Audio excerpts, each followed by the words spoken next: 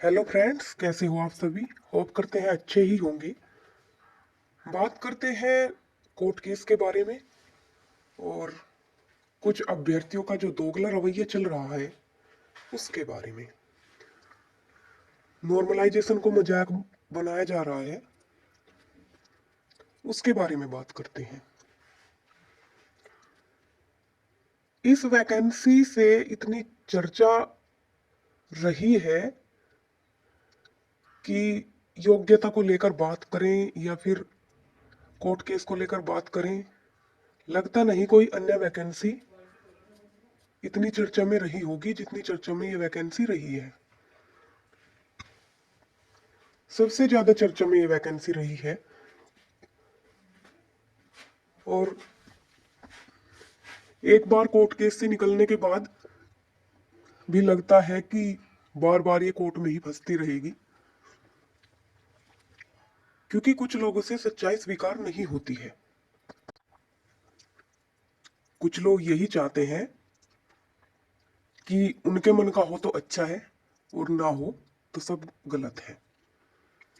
आप लोगों ने देखा नॉर्मलाइजेशन के केस में क्या हुआ कि नॉर्मलाइजेशन में जब बात थी कि एक शिफ्ट हार्ड है और दूसरी शिफ्ट इजी है, तो कुछ अभ्यर्थी खुद ही फैसला करने में लगे थे कि नहीं, दोनों बराबर ही है, बराबर ही है। जबकि सच्चाई का सबको पता था, यूट्यूब टीचर्स को भी, कि कौन सी शिफ्ट हार्ड है और कौन सी नहीं है।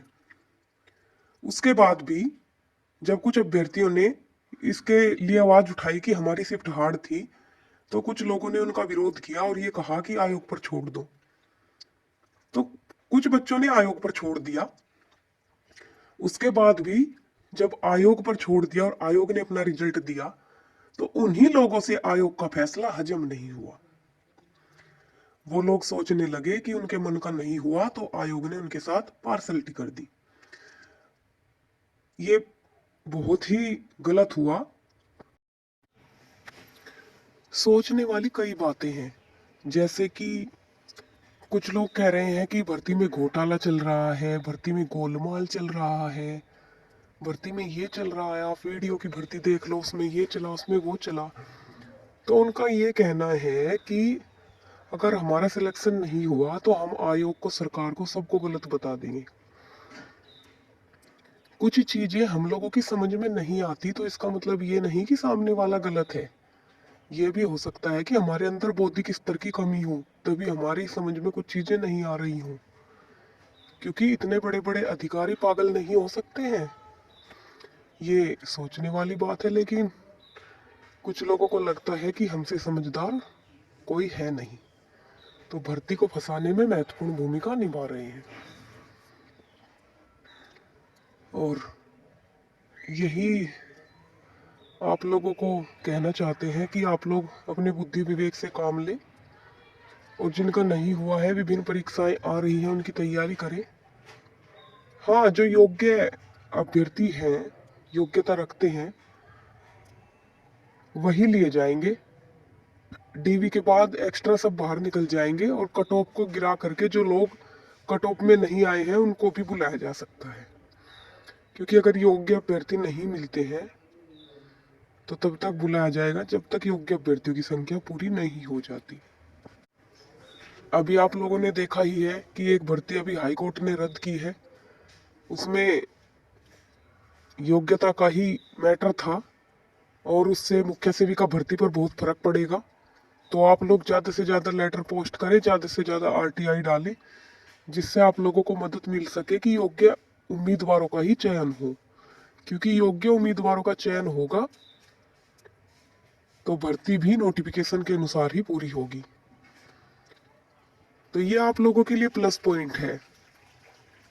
अब जिन लोगों से नोटिफिकेशन पढ़ना नहीं आता है वो उनकी गलती है, या फिर गलती उनकी है कि जिन लोगों ने 2 साल को और बीएससी को योग्य बताकर अपने कोर्स बेच दिए और उन लोगों को आखिर तक भ्रम में रखा। वो लोग ठीक ठाक नंबर भी ले आए और उसके बाद उन्हें लगता है कि वो निकल ना जाए। उनकी बात भी सही है। अगर किसी अभ्यर्थी को आखिर तक उम्मीद दी जाती है कि तुम्हारी नौकरी लग जाएगी और वह योग्य नहीं होता और उससे फार्म भरवा दिया जाता है और वो अंत में बाहर निकलता है, तो उसको दुख होता है। लेकिन इसका मतलब ये नहीं कि जो उम्मीदवार पूरी तरह योग्य हैं, कहने का तात्पर्य ये है कि जिनके पास कागजात से संबंधित योग्यता है और जिनके पास नंबर भी है, अगर वो लोग नहीं लिए जाते तो उनके साथ कितना बुरा होगा। कुछ लोग कहते हैं कि हम तो 3 साल हैं लेकिन फिर भी हम नहीं चाहते कि 2 साल को ना लिया जाए। तो उन लोगों को तो यही कहेंगे कि ये कोई भंडारा नहीं चल रहा है कि आओ और सभी प्रसाद खा के जाओ। जो योग्य है, जो उम्मीदवार योग्य है, उन्हीं का ही चयन होगा और उन्हीं का ही चयन होना भी चाहिए। मेहनत सब ने की है। कुछ लोग कहते हैं कि 2 साल वालों ने मेहनत की है, तो उनसे यही पूछेंगे कि क्या 3 साल वालों ने मेहनत नहीं की है? क्या उन लोगों ने 1 साल एक्स्ट्रा पढ़ा है तब मेहनत नहीं की है? आप कैसे कह सकते हो कि सिर्फ कुछ ही लोगों ने मेहनत की है? हो सकता है कि किसने कितनी मेहनत की हो, लेकिन उसके लिए जरूरी कागजात की योग्यता भी बहुत जरूरी होती है। तो इस पर आप सभी लोग ध्यान दें। कुछ लोग इस भर्ती को ऐसा समझ रहे हैं जैसे भंडारा चल रहा हो या फिर सामाजिक कार्य हो कि इसमें सभी का होना चाहिए। भाई सभी का कैसे होगा? जो योग्य उम्मीदवार है उन्हीं का चयन होगा। ये समझने वाली बात है। और जब लोग बिना किसी मतलब की उम्मीद को पाल लेते हैं तो फिर बाद में उनको दुख भी इतना ही होता है, दर्द भी इतना ही होता है। पढ़े लिखे हैं, सभी स्नातक हैं, तो सभी को सोच समझकर फैसला लेना चाहिए कि कौन इस भर्ती पे योग्य है और कौन नहीं है। और वैसे भी जो योग्यता नहीं रखते हैं लास्ट में निकलने वाले ही हैं। एग्जाम्पल दिख भी रहे हैं। तो लोग सच्चाई को स्वीकार करेंगे तो बाद में इतना दुख नहीं होगा, नहीं करेंगे तो बहुत दुख होगा। बाकी ये बात सब स्पष्ट रूप से समझ लें कि चयन तो योग्य उम्मीदवारों का ही होगा। यूट्यूब पर कुछ शिक्षक बोल नहीं रहे हैं, उनकी अपनी मजबूरी है। यहाँ पर ओपन करना नहीं चाहेंगे कि उनकी क्या क्या मजबूरी है। बस जो सामने से है बस वही यही समझ लीजिए कि कोर्स बेचे हैं सभी ने अपने, यही मजबूरी है। बाकी फैसला आप लोगों को करना है। और जो योग्य उम्मीदवार है लेटर पोस्ट करते रहिए। आपकी बातों से प्रेशर भी पड़ेगा कि योग्य उम्मीदवार जागरूक हो गए हैं और भर्ती में कोई भी लापरवाही नहीं होगी। भारतीय राजपत्र के 6 पेज लगा लीजिए, 16 से 17 पेज है, उसके 6 पेज लगा लीजिए जो कला वर्ग के हैं और लेटर पोस्ट कर दीजिए। आप लोगों का काम इतने से ही हो जाएगा। बाकी जो लोग नॉर्मलाइजेशन को मजाक बना रहे हैं उनका नहीं हुआ है। हम ये नहीं कहते कि उन लोगों के साथ अच्छा हुआ है, लेकिन अगर नॉर्मलाइजेशन नहीं होगा तो एक ही शिफ्ट से सारी भर्ती हो जाएगी, दूसरी शिफ्ट से भर्ती नहीं होगी। और जो लोग ये कह रहे थे कि आयोग पर छोड़ दो, आयोग खुद फैसला करेगा, जब आयोग फैसला करता है तो उन्हीं लोगों से आयोग का फैसला हजम नहीं होता है। कि जब आयोग ने फैसला कर दिया कि उन्हीं से ही आयोग का फैसला हजम नहीं होता है। आयोग ने कर दिया नॉर्मलाइजेशन। अब वो लोग कह रहे हैं इतनी हार्ड थोड़ी ना थी शिफ्ट। अरे जब सब तुम फैसला कर लोगे तो फिर आयोग क्या करेगा? इतनी हार्ड थी नहीं थी, दूसरी शिफ्ट इतनी हार्ड थी नहीं थी। वो तो आयोग ने फॉर्मूला लगाया, फॉर्मूले में पता चला कि कौन सी शिफ्ट कितनी हार्ड थी और उसमें जो एवरेज निकल कर आया उसी के हिसाब से नॉर्मलाइजेशन भी हुआ। और जो लोग कहते हैं कि हमारे इतने हैं इतने हमारा नहीं हुआ, तो देखिए एक्यूरेसी भी लगी है और कुछ लोगों की OMR में गलती हुई है। उस वजह से भी बहुत लोगों का रिजल्ट नहीं आया है और डीबी के लिए सिलेक्ट नहीं हुए हैं। तो ये भी एक मेन पॉइंट है जिसको लोग अगर उनको नॉर्मलाइजेशन मिल जाता तो नॉर्मलाइजेशन अच्छा था, भले ही नॉर्मलाइजेशन 50 नंबर का होता। अब उनको नहीं मिल रहा है तो उनको नॉर्मलाइजेशन गलत लग रहा है, आयोग गलत लग रहा है, सरकार गलत लग रही है। उनको लग रहा है कि भर्ती में सब गोलमाल है, भर्ती में सब गोलमाल है। अरे भर्ती में गोलमाल का तो पता नहीं, लेकिन तुम्हारे दिमाग में जरूर गोलमाल है। तो लोगों की मानसिकता ऐसी हो गई है, पढ़े लिखे होने के बावजूद भी बात करने का भी सेंस नहीं है कुछ लोगों में, और ये भी पता नहीं है कि किस तरीके से नोटिफिकेशन को पढ़ा जाए और उसको समझा जाए।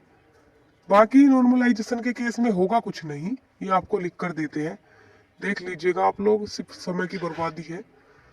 अब कौन सी शिफ्ट कितनी हार्ड थी ये फॉर्मूले में निकल कर आया है। जो लोग कह रहे थे कि फॉर्मूला लगाने दीजिए आयोग को, अब आयोग ने लगा दिया फॉर्मूला। अब कोई एक शिफ्ट आयोग की रिश्तेदार तो है नहीं, तो इसलिए आप लोग चिंता ना करें किसी भी बात की, लेटर पोस्ट करें। ये दोगला रवैया ही इंसान को ऊपर से नीचे कब पटक देता है पता नहीं चलता। सच्चाई को स्वीकार करना सीखे। और सच्चाई हमेशा कड़वी ही होती है। बहुत जल्दी ये वैकेंसी पूरी होगी और अब इसमें कोई रुकावट भी नहीं आएगी। योग्य उम्मीदवारों का ही चयन होगा, कट ऑफ भी गिरेगी और जो योग्यता रखते हैं उनका भी चयन होगा। जिनके पास उपाधि है उनका चयन होगा। निश्चिंत रहे, अपनी परीक्षाओं की तैयारी करते रहें और जो भी आपको गाइडेंस दी जा रही है उसको फॉलो करें।